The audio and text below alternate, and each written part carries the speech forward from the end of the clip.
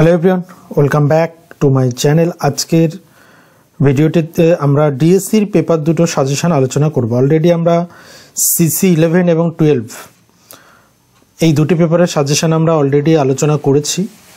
আর আজকের এই ভিডিওতে আমরা ডিএসসি A1 এবং ডিএসসি A2 দুটি পেপার আলোচনা করব, আরবান সোশিওলজি এবং ইন্ডিয়ান সোশিওলজিক্যাল ট্র্যাডিশন। প্রথমে আমরা আরবান সোশিওলজি দিয়ে শুরু করব।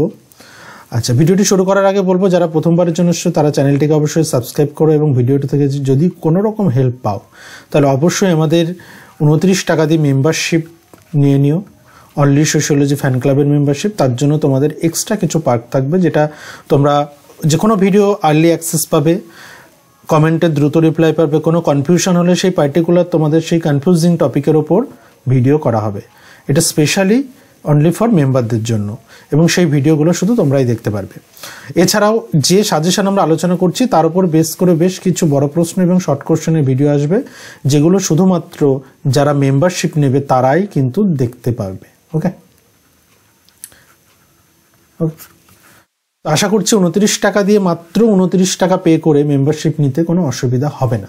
আচ্ছা, শুরু করছি আজকে আমাদের আরবান সোশিওলজি। আরবান সোশিওলজির সাজেশন, যে কোন কোন বিষয়গুলো, কোন কোন পার্টিকুলারলি কোন কোন টপিকগুলো তোমরা এবছরের জন্য বেশি গুরুত্ব দেবে। আর আরও একটা বিষয়, আগের ভিডিওটি দেখার পর অনেকে তোমরা অলরেডি 10 জন বুক করেছো। আজকের ডেটা অনুযায়ী 12 জন বুক করেছো নোটস। বাকি যারা এখনও নোটস পাওনি বা নোটস চাইছো, কারণ অলরেডি এক্সামের ডেট পড়ে গেছে আর একদম সময় নেই। আমরা 22 তারিখ, আজকে হচ্ছে 21 তারিখ, আমরা 23 তারিখ পর্যন্ত লাস্ট বুকিং নেব। 23rd পর আর কোনো বুকিং নেব না। ওকে, আমাদের একটু 23rd পর পৌঁছাতেও একটু সময় লেগে যাবে, তো সেই সময়ের মধ্যে তোমরা শেষ করতে পারবে না। আমরা 23rd পর্যন্তই বুকিং নেব। এই ভিডিওটি যারা দেখছো তাদের যদি তোমাদের নোটসের প্রয়োজন হয় তাহলে এই নম্বরে হোয়াটসঅ্যাপ করে নিও। এটা আমাদের অফিসিয়াল নম্বর, আগের নম্বরটা কিন্তু চেঞ্জ হয়েছে। আচ্ছা, প্রথম প্রশ্ন শুরু করি 15 মার্ক দিয়ে। 15 মার্কে কী কী প্রশ্ন দেখবে? গ্রাম নগর ধারাবাহিকতা এবছরের জন্য একটা গুরুত্বপূর্ণ প্রশ্ন, গ্রাম নগর ধারাবাহিকতা, রুরাল আরবান কন্টিনিউম। দ্বিতীয়ত, পরিবেশগত দৃষ্টিভঙ্গি থেকে নগর সমাজতত্ত্বকে আলোচনা করো, মানে যেটাকে আমরা কি বলি কি আরবান ইকোলজিক্যাল পার্সপেক্টিভ। এটা হচ্ছে ইকোলজিক্যাল পার্সপেক্টিভ। পরের প্রশ্ন, ভারতের নগর বন্দোবস্ত, আরবান সেটেলমেন্টের বিভিন্ন ধরন, হ্যাঁ, different types of urban settlement in India. Urban সেটেলমেন্টের ডিফারেন্ট টাইপস রয়েছে এবং সেই পার্টগুলো থেকে ছোট টিকাও আসতে পারে, 5 মার্কের টিকা আসতে পারে। সেই টাইপসগুলো দেখে রাখতে হবে। ভারতবর্ষে শহরগুলির বাসস্থান সংক্রান্ত সমস্যা, অর্থাৎ housing problem in relation to urban India. এটা খুব গুরুত্বপূর্ণ নয়, তবে দেখে রেখো এই পার্টটা। ওকে, নগরায়নের সংজ্ঞা, নগরায়নের কারণগুলি উল্লেখ করো। Causes of what is urbanisation and mention the causes of urbanisation. রাজনৈতিক অর্থনীতির দৃষ্টিভঙ্গি থেকে নগর সমাজতত্ত্বকে আলোচনা করো। Political economic perspective. এবং লাস্টলি, পরিযান বলতে কি বোঝো?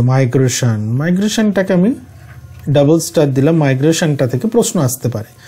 মাইগ্রেশন বলতে কি বোঝো? নগর পরিযানের প্রকৃতি এবং তার প্রকারভেদ, অর্থাৎ discuss the nature and types of migration. মাইগ্রেশনের প্রকৃতি কি এবং টাইপ, কোন কোন ধরনের মাইগ্রেশন আমরা দেখতে পাই, এটা পরিযানও আমরা বলে থাকি। চলো, এরপর আসছি আমরা নেক্সট পার্টে 5 মার্কের কোশ্চেন। 5 মার্কের আরবানাইজেশন প্রসেস। আরবানাইজেশন কি, হোয়াট ইজ আরবানাইজেশন আসতে পারে, বা আরবানাইজেশন প্রসেস আসতে পারে। ওকে, নাগরিক সংস্কৃতি বা সিটি অ্যাজ এ কালচার। পরিযানের বিভিন্ন ধরন, যেটা আমরা 15 মার্কে দেখলাম যে একসঙ্গে যদি আসে, বা একসঙ্গে যদি আসে সেটা 15 মার্কে, বা যদি পরিযান কি টিকা লেখো এমনও আসতে পারে যে টিকা লেখো পরিযান। অথবা টাইপস অফ মাইগ্রেশন। ওকে,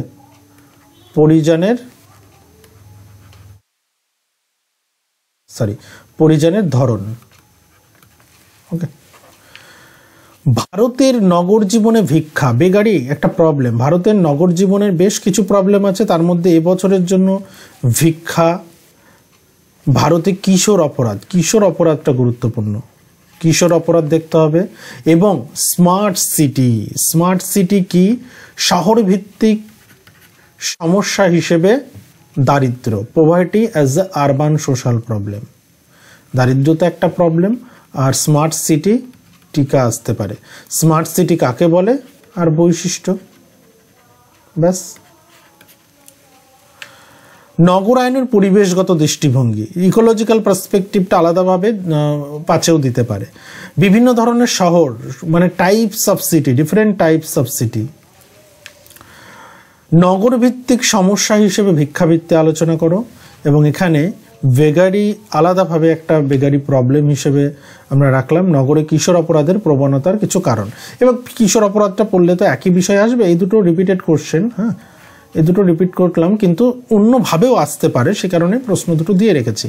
তো আশা করছি এর উপর বেস করে প্রিপারেশান নিলে তোমরা কমন পেয়ে যাবে। আমি এই ভিডিওতে শর্ট কোশ্চেন রাখিনি, কারণ শর্ট কোশ্চেন নিয়ে আমরা নেক্সট একটা ভিডিওতে আলোচনা করব, এবং সেটার জন্য বললাম যে যারা 29 টাকা পে করে আমাদের অনলি সোশ্যোলজি ফ্যান ক্লাবের সদস্য হবে, মেম্বারশিপ নেবে, তারা খুব সহজেই এই ভিডিওগুলো দেখতে পাবে। শর্ট কোশ্চেনের আলাদা ভিডিও থাকবে, প্রত্যেকটি পার্ট নিয়ে আমরা আলোচনা করব সেখানে। আচ্ছা, এরপর চলে আসছি আমরা পরের পার্টে। পরের পার্ট শুরু করার আগে বলি, যারা এখনও স্টাডি মেটেরিয়ালস চাইছো, 23 তারিখ 23 ডিসেম্বর পর্যন্ত আমাদের বুকিং চলবে। এরপর আর কোনো বুকিং নেওয়া হবে না, কারণ এক্সাম চলে এসেছে। আর এই নম্বরে 8695265315, এটা আমাদের নতুন অফিসিয়াল নম্বর। এই নম্বরে হোয়াটসঅ্যাপ করো, বাকি ডিটেলস তোমরা পেয়ে যাবে।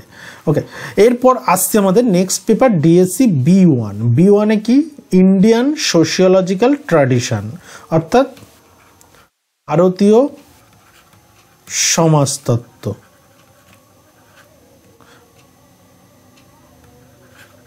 ওকে, বা ভারতীয় সমাজতাত্ত্বিক ঐতিহ্য।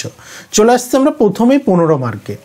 এখানে তোমাদের যে তাত্ত্বিকগুলোকে পড়তে হবে, সেই তাত্ত্বিকগুলোকে খুব ভালো করে জানতে হবে, কিছু ভারতীয় তাত্ত্বিক, সমাজতাত্ত্বিক।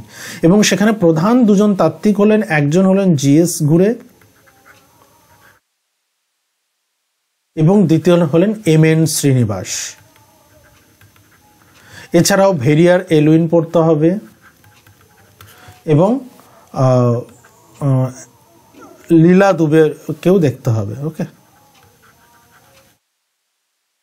আচ্ছা, এবার চলে আসি প্রথমেই GS ঘুরে। ভারতীয় সমাজতত্ত্বের গুরুত্বপূর্ণ একজন তাত্ত্বিক, এবং বলে রাখি GS ঘুরে হলেন ভারতীয় সমাজতত্ত্বের জনক। GS ঘুরেকে ভারতীয় সমাজতত্ত্বের জনক বলা হয়, ফাদার অফ ইন্ডিয়ান সোশিওলজি। যদি বলি ফাদার অফ সোশিওলজি, অগাস্ট তো আমরা জানি, তাই তো? তাহলে এখানে GS ঘুরের গুরুত্বপূর্ণ কাজ কিন্তু কাস্টের ওপরে। যদিও তিনি কাস্ট এবং ট্রাইব নিয়েও কাজ করেছেন, কিন্তু এখানে স্পেসিফিক্যালি কাস্টের উপরে কি আলোচনা করেছেন, তার কাস্টের সম্পর্কে, জাত ব্যবস্থা সম্পর্কে তার যে ধারণা, সেটাই আলোচনা করতে হবে। দ্বিতীয়ত সামাজিক বস্তুশাস্ত্র সম্পর্কে রাধাকমল মুখার্জি। এখানে আরও দুজন গুরুত্বপূর্ণ সমাজতাত্ত্বিক, ভারতীয় সমাজতাত্ত্বিককে পড়তে হবে।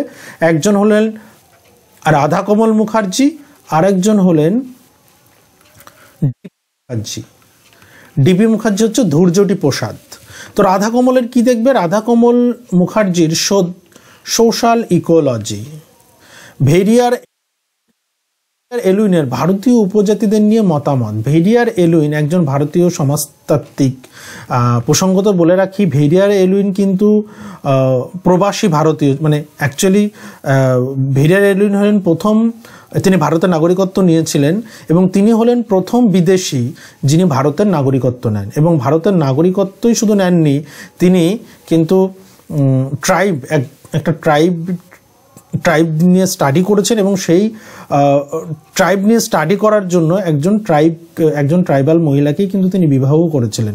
যদিও সম্পর্ক খুব বেশি দিন ছিল না, কিন্তু ভেরিয়ার এলুইন এই ট্রাইব নিয়ে আলোচনা প্রসঙ্গে তিনি কিন্তু ভারতীয় উপজাতিদের নিয়ে তার অনেক গবেষণা আছে এবং তিনি একজন ব্রিটিশ, অ্যাকচুয়ালি তিনি ব্রিটিশ, কিন্তু পরবর্তীতে ভারতের নাগরিকত্ব তিনি নিয়েছিলেন এবং এনার সঙ্গে বিশেষ করে স্বাধীনতার পরবর্তী সময়ে উপজাতিদের নিয়ে অনেক লেখা এবং ভেরিয়ার এলুইন এবং জিএস ঘুরে এই দুজন তাত্ত্বিকই কিন্তু ট্রাইব নিয়ে আলোচনা করেছেন, কিন্তু দুজনের মতামত বা দৃষ্টিভঙ্গি একটু আলাদা ছিল।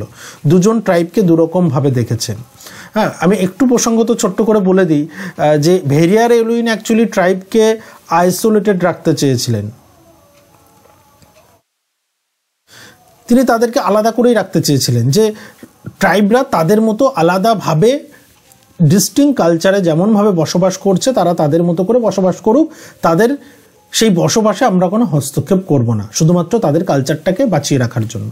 অন্যদিকে জিএস ঘুরে বলতেন যে ট্রাইব হলেন ব্যাকওয়ার্ড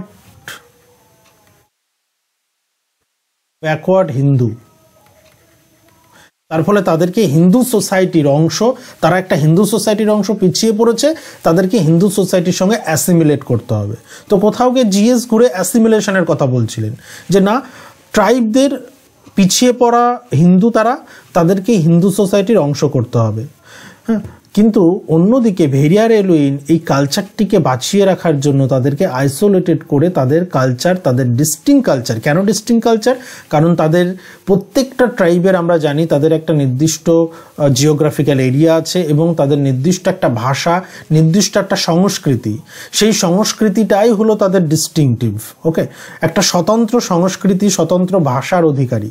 এই স্বতন্ত্র কালচারকে টিকিয়ে রাখার জন্য এই আইসোলেশনের কথা বললেন। তাহলে একজন বলছেন আইসোলেশনের কথা, আরেকজন জিএস ঘুরে বলছেন অ্যাসিমিলেশনের কথা। ওকে, আচ্ছা, এটা আমি মোটামুটি একটা বেসিক জায়গা বলে রাখলাম। এই বিষয়ে যদি তোমাদের এই যে 15 নম্বরের যে প্রশ্নগুলো বলছি, এর মধ্যে কোনো পার্টিকুলার এরিয়া নিয়ে যদি তোমাদের জানার প্রয়োজন হয়, প্লিজ কমেন্ট বক্স তোমাদের জন্যই ওপেন। আর এই চ্যানেলটিও তোমাদেরকে ডেডিকেটেড করেই চ্যানেলটা, তোমরা যদি না থাকো এই চ্যানেলের কোনো মূল্য নেই। তো তার ফলে তোমাদের সমস্যাটা অবশ্যই তোমরা বলো, কমেন্ট বক্স তোমার জন্য ওপেন রয়েছে। আমি রিপ্লাইও করি, এমন নয় যে রিপ্লাই করি না, স্যার রিপ্লাই দেন না, হ্যাঁ এমন ব্যাপার নয়, আমি রিপ্লাই করি আর চেষ্টা করি তোমাদের যার যা সমস্যা আছে সেটাকে সমাধান করা। তো অবশ্যই তোমাদের এই পার্টিকুলার বিষয় নিয়ে যদি কোনো প্রশ্ন থাকে তাহলে তোমরা কিন্তু জানিও। ইরাবতী কার্ভে ভারতের আত্মীয়তা সম্পর্কে ধারণা আলোচনা করো। ইরাবতী কার্ভের আত্মীয়তা, অর্থাৎ এখানে আমি লীলা দুবে বললাম, এখানে তোমাদের পড়তে হবে ইরাবতী কার্ভে।